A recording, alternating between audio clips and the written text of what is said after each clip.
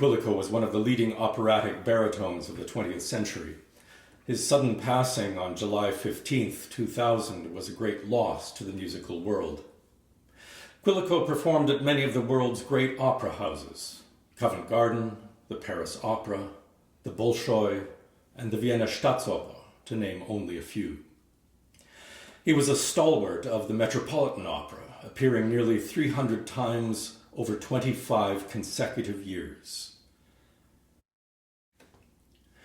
At the Met, he sang under the baton of James Levine, Zubin Mehta, Richard Bonynge and Claudio Abbado, and alongside tenors including Luciano Pavarotti, Placido Domingo, John Vickers and José Carreras, and sopranos Joan Sutherland, Renata Tebaldi, Renata Scotto, and Beverly Sills.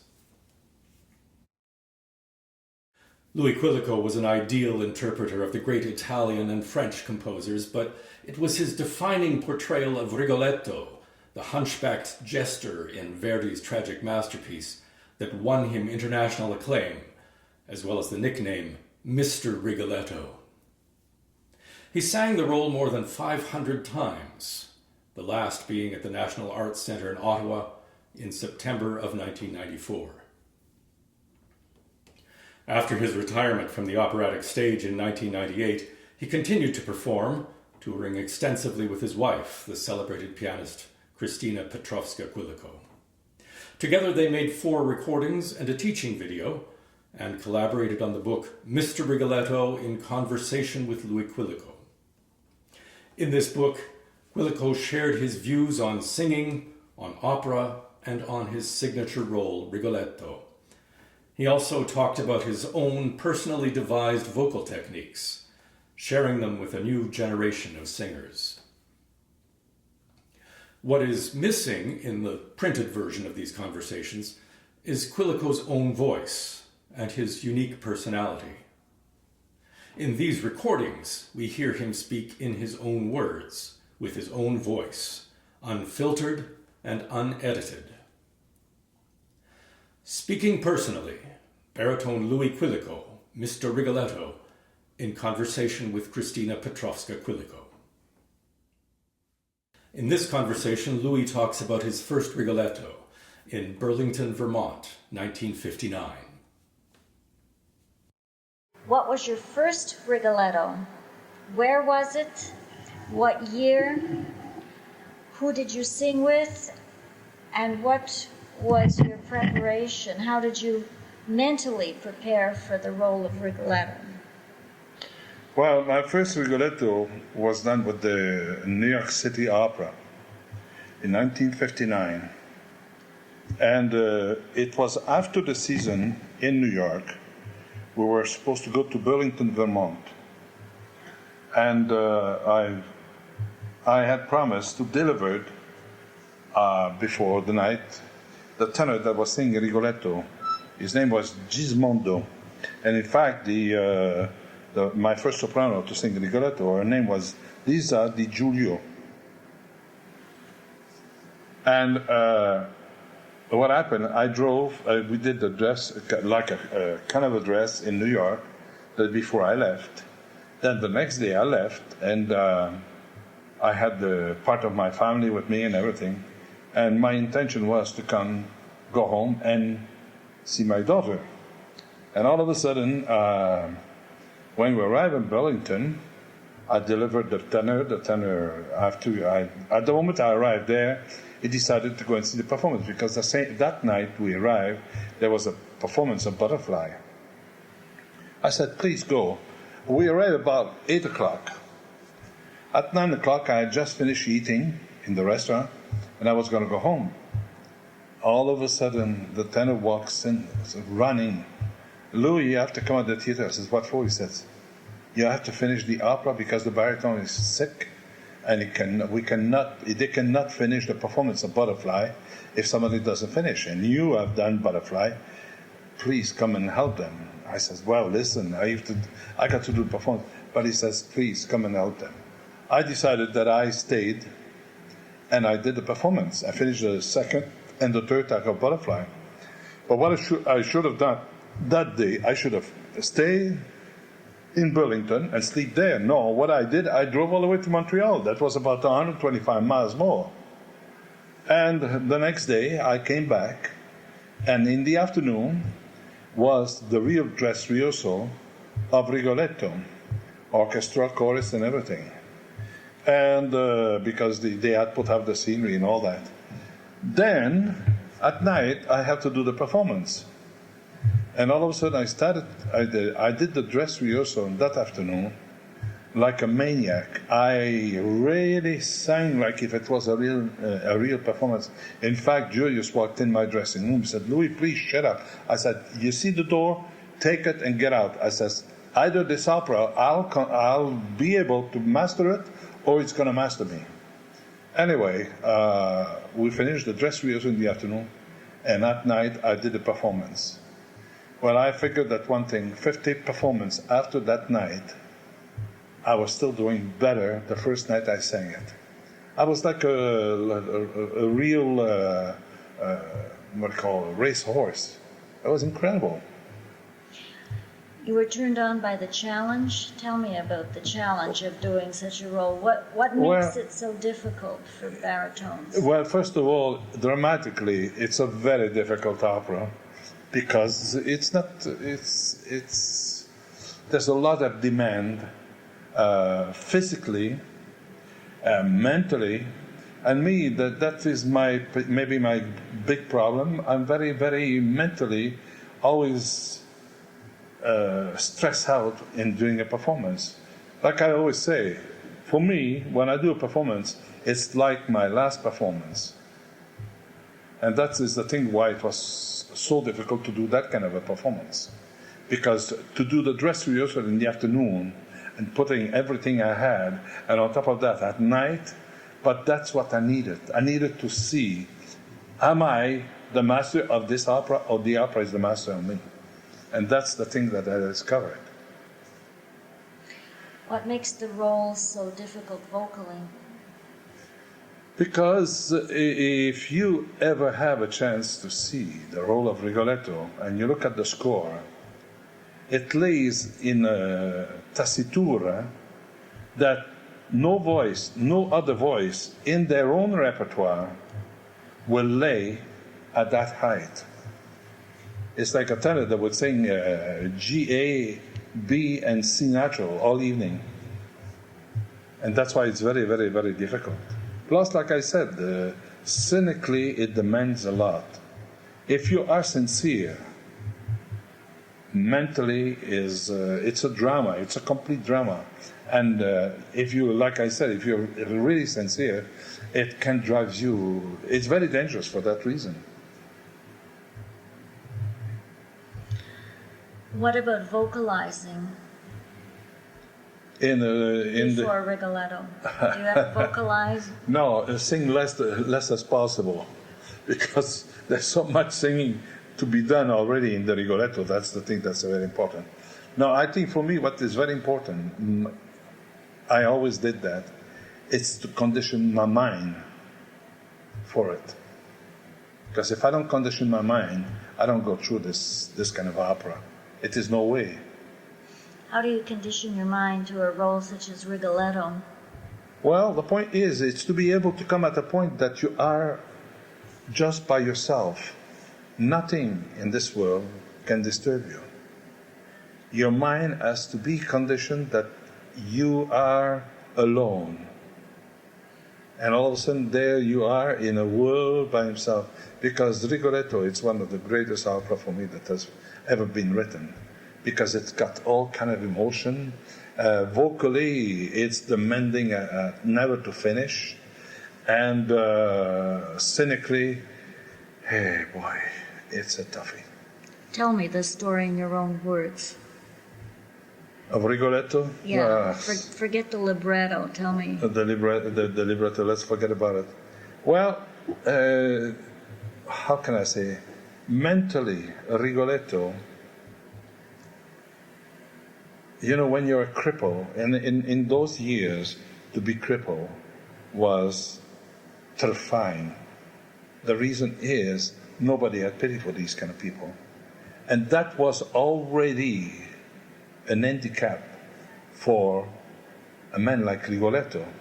But at the same time, this handicap that you found in the Rigoletto, in the life of the Rigoletto, created a monster that he became. Because in court, in those years, the buffoni, not only Rigoletto, all the buffoni in court were, in general, the most powerful people. Why was that? Well, it was simple because they were very close to either the king or the duke, or call it the way you want it. And that was the reason why they were very powerful. Plus, on top of that, they had a mind of kind of investigating always not the right beauty of life, but the opposite. To see if he could harm anybody. Rigoletto was a jester. I wonder if this is recording me. Oh, yes. How do you compare him to the other great, clowns? I mean, there's the story of Pagliacci, there's the Hunchback of Notre Dame, you know, all these stories. Well, Rigoletto was at the court. That was the difference. Pagliacci, there's no court.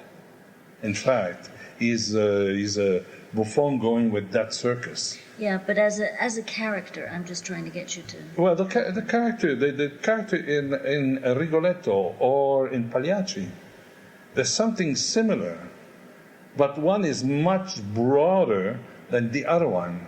You see, Tonio is not so broad for one reason, but in reality, he's the one that brings Canio to discover the infidelity of his wife.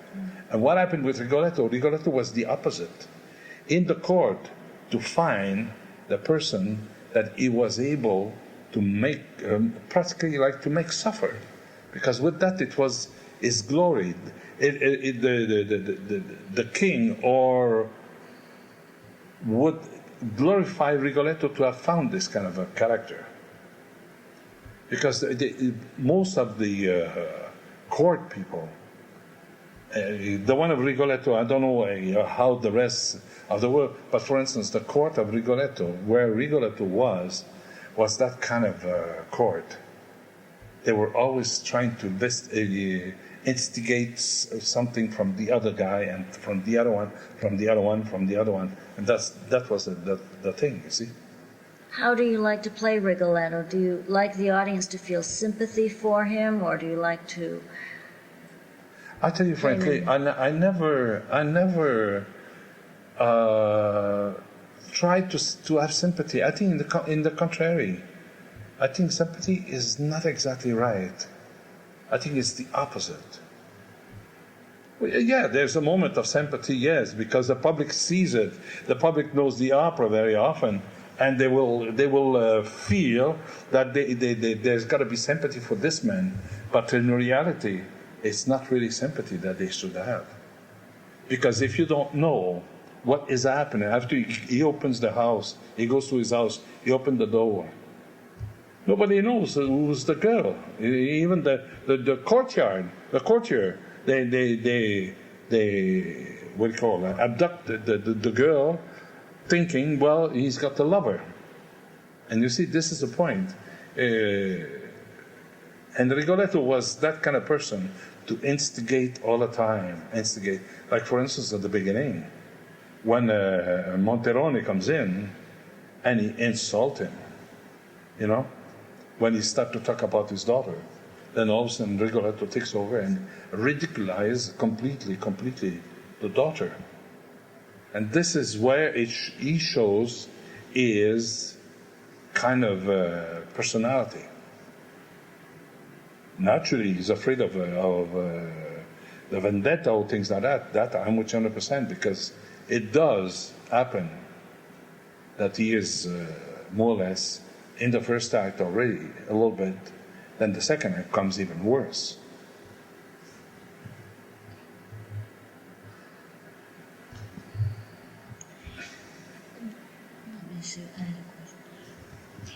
What are your favorite rigolettos other than yourself? Well, I have to say one thing. I did not see many Rigoletto. I saw very few of them. And I remember one that really, I was very satisfied when I saw it, was, for instance, Warren. And I think another one that when I saw him at the very first time, vocally he was very good, but then after that it's not possible to listen to him in it, was Tito Gobbi. But for the rest, I don't know. I saw many Rigoletto, and they don't really play Rigoletto. How many times have you played Rigoletto? Oh, well, I think about 507 times. That's going to be quite a few of them. Now, add that to dress rehearsals. No. Well, yes, you have to add. Oh, yes. And for instance, there's a lot of plays where you have a dress rehearsal, then you have a run-through, you know. Let's say run-through altogether in the 507, let's say you had about 100. And dress rehearsal, let's say about 102, something like that. I mean, it becomes to 705 times I've done it, you know. Plus, during the week, you rehearse.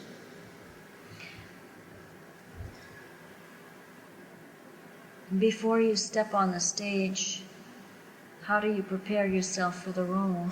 Never prepare myself for one reason. I'm a man that I work with instinct.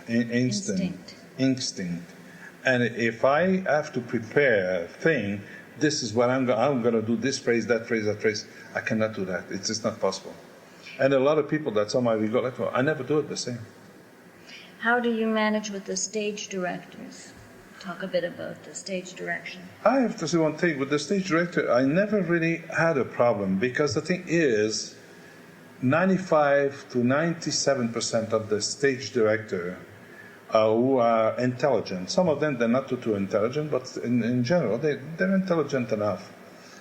They know how many times you've done Rigoletto. They saw you do it so many times, and they know you've done the production. They're going to come in with no way that they can betray all the production I have done. Once or twice it happened, but it's not with the director. My big problem was much more with the conductor than the director. What would you say are some of your best Rigoletto performances? Tell me who you did it with, the conductors, the stage directors. Oh my God, there's so many of them, you know. You're catching me the wrong time now. Yeah. I remember Julius Rudel. Oh God. For example, who was your Gilda? Who was the Duke? Well, I'll have to do something. I've got to write them down. I'll write them down and I'll tell you later.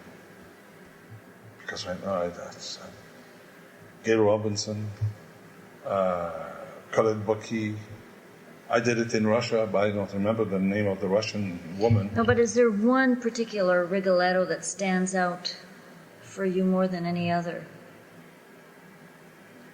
There is one, but I still don't know who was the Gilda, because I'll tell you why. I came and replaced at the second act, at the Met. That's with Patinet. With Patinet. And I have to say one thing.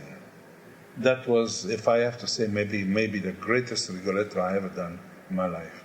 But there was an excitement, there was a dramaticity that was so incredible that that's why I never felt with others as much as I felt that night. Now, do you attribute that to Patanay? Oh yes. That I'm sorry to say it. It's not my doing, because my doing, it's all right for the public. But for me on the stage, it's not me who gives it to the conductor. It's the conductor who's got to give it to me. And what was it about his conducting that night? Oh, it was like a racehorse. You know? It was like you were out of breath. You were, the mind spins so fast because the way you conducted it, that your mind was spinning. My mind that night was spinning like I never remember. In fact, I have to say that it's the only time. In fact, it was written in the New York Times. It's the only time that I think in the history of the Met that after an aria, not at the end of an act, at the end of an act, at the end of an aria, that there was a standing ovation from the public. That was so incredible, and that it had not to do only by me. Patanay was responsible for that. Yeah, well, with opera, it's the whole ensemble that has to click. Yeah, but sometimes you might have somebody that can come out, you know. Like, for instance, you see Placido, Luciano.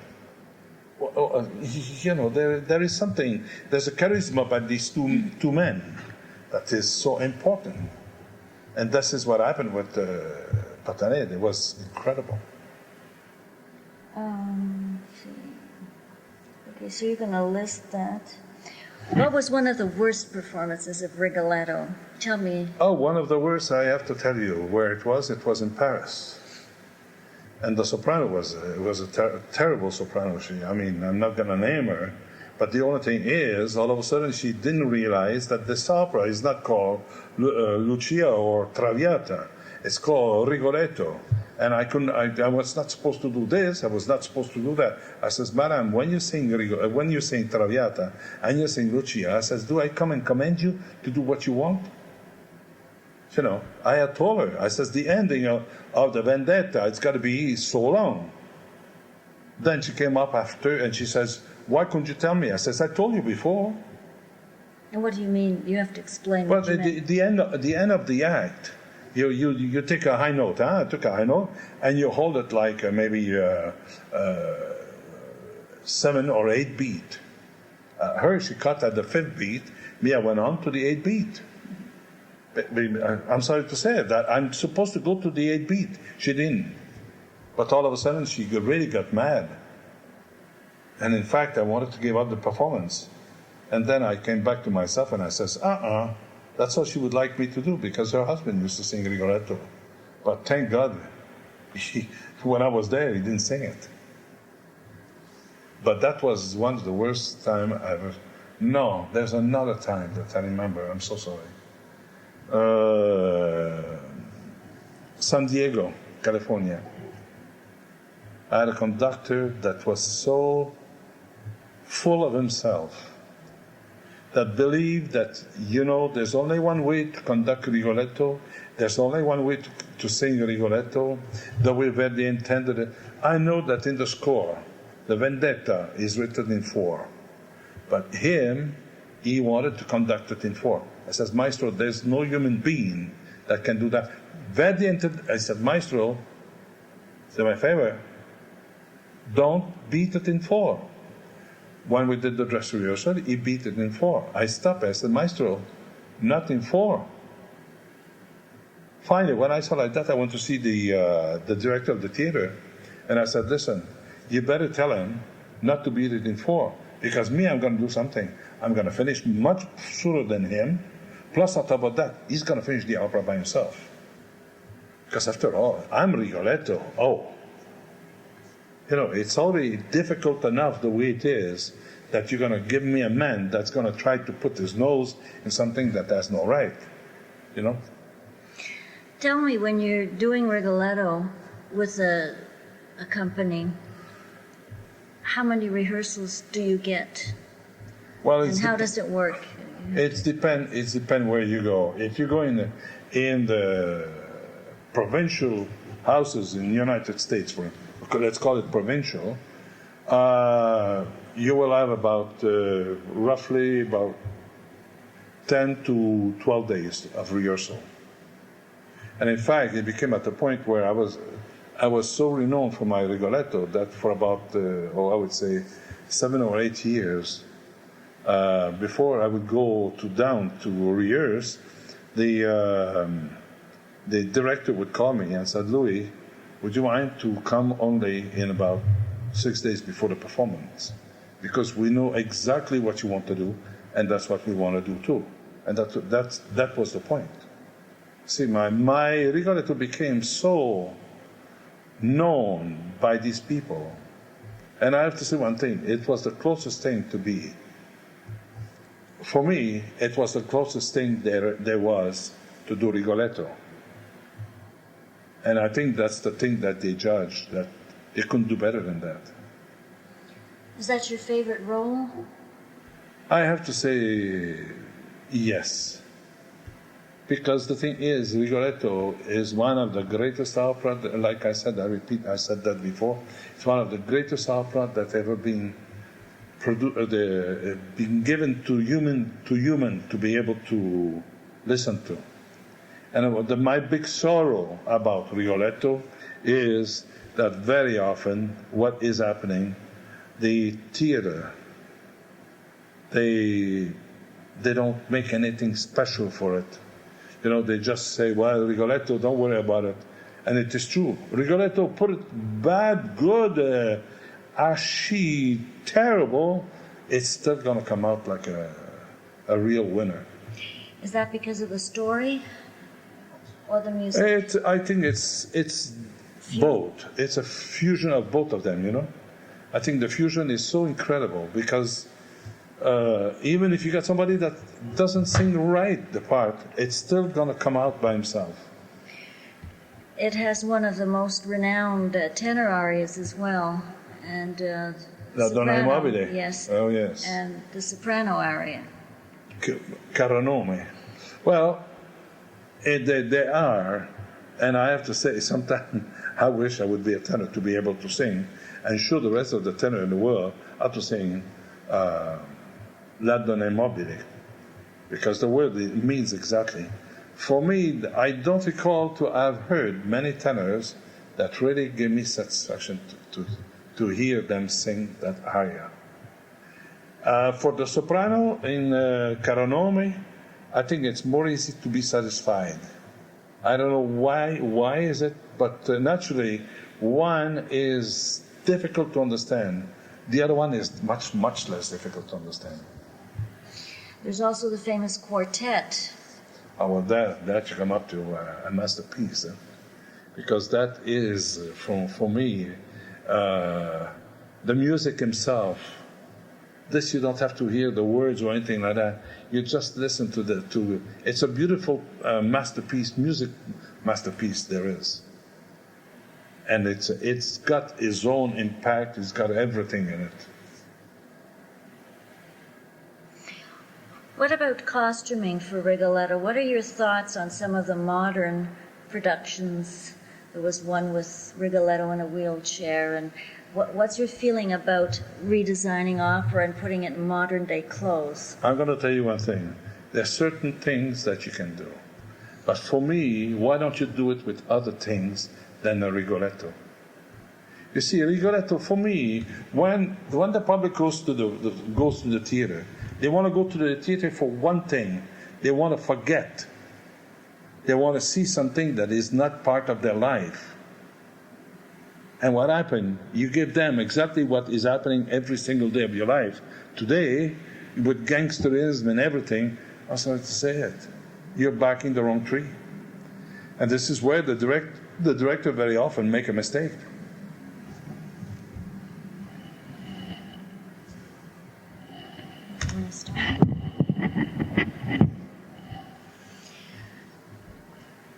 But some productions can be done in a very interesting way with a little bit of modern touches. Are you saying not to touch Rigoletto at all? I will not say that, but the only thing is, don't bring me Rigoletto in a Cadillac.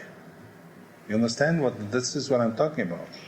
You know, for instance, I did Tosca once in very modern dress, for instance, but it was still not today. It represented the Italy in I think it was 1935, the time of Mussolini, and I was dressed like Mussolini. And I have to tell you one thing: it worked very beautifully. But when you come up with things that I don't know, Aida and the tenors got to die in the what do you call gas chamber, things like that, you know, or electrocuted. I'm sorry to say it. No, leave a little bit to the imagination of the public. Don't bring them something that it's current of today. You know, it's like you're talking about the Rigoletto that came out, and that was a mafia. It's a mafia that kills the daughter and all that stuff. No, you know, there is certain things. Plus, on top of that, I think the glamour. You know, there's a lot of things you can do, other things. But an opera like Rigoletto, leave it with this flavor. I think that's the way to do it. Because it's dangerous to come up with something. It's like Manon. You won't do it. You won't do Manon with these big, huge dress. It's not Manon anymore. You know, they did that. Like I saw not too long ago, Don Giovanni. My God! All of a sudden you see Donna Anna. She's in the bedroom. She's got only a soutien, what do you call a brassiere and her petticoat there. You know, it doesn't belong there. So you think it takes away from the beauty of the words and the music? I don't think it takes away from the words or anything like that. No, but it takes away from the imagination of the people that are there paying $50, $60, $70. And these are the people that you have to try to think. Well, if you're going to modernize something, it makes no sense. You know, not everybody wants to really. If they're going to commit a murder, people don't want to know before you're going to commit the murder. You understand? But not to come at the point where you give them on a silver platter. You know, it's not right. Did you do Rigoletto with Luciano? Oh yes. And Domingo? Domingo, no. No, Domingo, I'm not sure if Domingo ever sang the Rigoletto. I don't know. You have a CD with Carreras. Yes. That was the very first CD Carreras ever did, in fact. When he came to America, that was his debut at City Opera. And how old was he? Oh my God, I don't know. He must have been pretty young.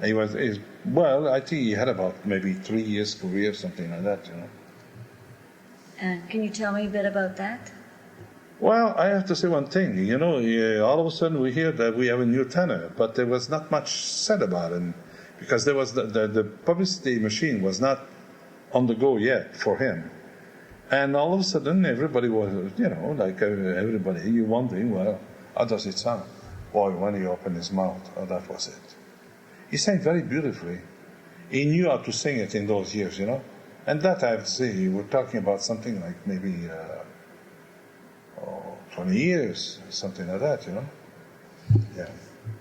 And how is it singing it with Luciano? Well, I'm going to tell you one thing. Luciano is a great man.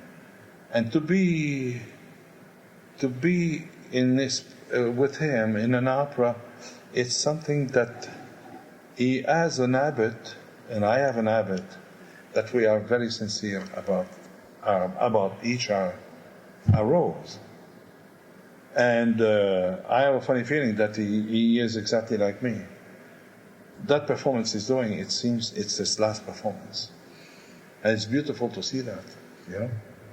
So it's wonderful to hear this rather than the stories of the prima donnitis that seems to be plaguing opera today. Well, I have to say one thing. You know, prima donnas is a little bit of the past, you know. There is maybe one or two here and there, but in general, there's not much of that anymore. because everybody is there to work, and they know they have to work, and they work, you know.